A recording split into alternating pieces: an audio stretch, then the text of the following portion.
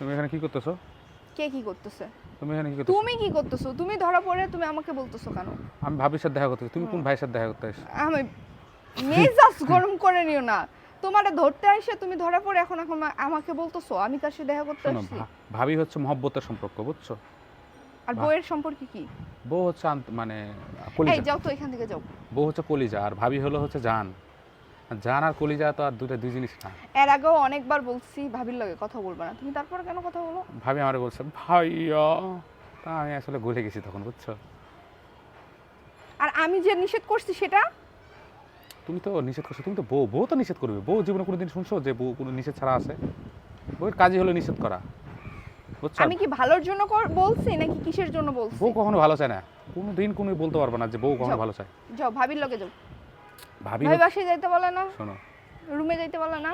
ভাবি যদি না থাকতো পৃথিবীতে, এই ভাবির সম্পর্কটা যদি না থাকতো, কত ছেলের মানে মন ভেঙে যেত, তো তুমি জানো? দুর্জয় শোনো, আমি এটাই লাস্ট ওয়ার্নিং দিচ্ছি। আজকের পরে যদি কোনোদিন ভাবির সাথে তোমার কথা বলতে দেখি, হেয়ার হাজবেন্ডে কথাই ডাকবো, ডেকে ইশারায় কথা হবে, ইঙ্গিতেই না, ইশারা হবে, এখন থেকে কথা আর হবে না, প্রমিস করলাম। যাও। তার নাম্বার কি তোমার ফোনে আছে?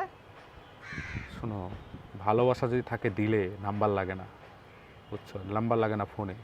হ্যাঁ, তুমি দেখি বাইর করতো, তোমার ফোনটা বাইর করতো, দেখি তার নাম্বার কি দিয়ে সেভ করে রাখছো। জান কলিজা কত কি। বইয়ের নাম্বার তো নাম দিয়ে সেভ করে রাখছো, সেখানে তো তুমি জান কলিজা লাগাইতে পারো না। ভাবির নাম্বারের পিছনে বউ জান তো কলিজা। বউ তো বউ, আর ভাবি তো জান। ভাবি যদি শোনো, ভাবি অন্যরকম একটা জিনিস, বুঝছো? ভাবি আছে বলেই পৃথিবীতে আমরা বেঁচে আছি, বুঝছো? কই আমরা তো ভাইয়াদের লগে কথা বলি না, আমরাও তো কারো না কারো ভাই। ভাইয়া এটা দূরের সম্পর্ক, এটা সম্পর্ক ভালো না। আচ্ছা আমিও তো কারো না কারো ভাবি, তো আমি তো তাদের সাথে কথা বলি না। না, তুমি তো আমার বউ, বুঝছো? কারো ভাবি না, কারণ আমার কোনো ভাই নাই, বুঝছো?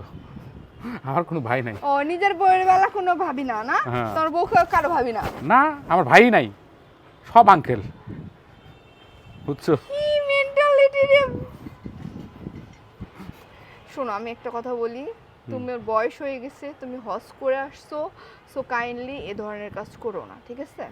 না, এই ভাবিদের সাথে কথা আমি বলো তো না। হজ করছি, আমি নামাজ কালাম করি, আমি ইবাদত করি, আমি ভাবির সাথে কথা বলি, যে ভালোভাবে, খারাপ ব্যবহার করি না। ওরে খোদা রে, কথাটাই তো বলা যাবে না। কেন?